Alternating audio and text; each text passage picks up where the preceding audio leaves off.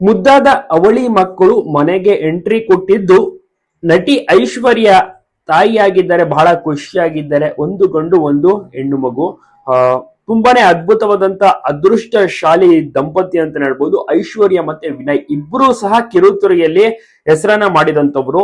ಸೇವಂತಿ ಅಂತ ಆಗಿರ್ಬೋದು, ಅಗ್ನಿಸಾಕ್ಷಿ ಅಂತ, ರಾಮಾಚಾರಿ ಅಂತ, ಸೊ ಹೀಗೆ ಸಾಕಷ್ಟು ಧಾರಾವಾಹಿಗಳಲ್ಲಿ ನೀವು ಇವರನ್ನ ನೋಡಿರ್ತೀರ. ಐಶ್ವರ್ಯ ವೈಶಾಖ ಪಾತ್ರ ರಾಮಾಚಾರಿ ಧಾರಾವಾಹಿಯಲ್ಲಿ ತುಂಬಾ ಫೇಮಸ್ ಆಗಿತ್ತು, ಮತ್ತೆ ಪ್ರಖ್ಯಾತಿಯನ್ನ ಪಡ್ಕೊಂಡಿತ್ತು. ಇದರಲ್ಲಿ ವಿಲನ್ ಪಾತ್ರವನ್ನ ನಿಭಾಯಿಸಿದ್ರು.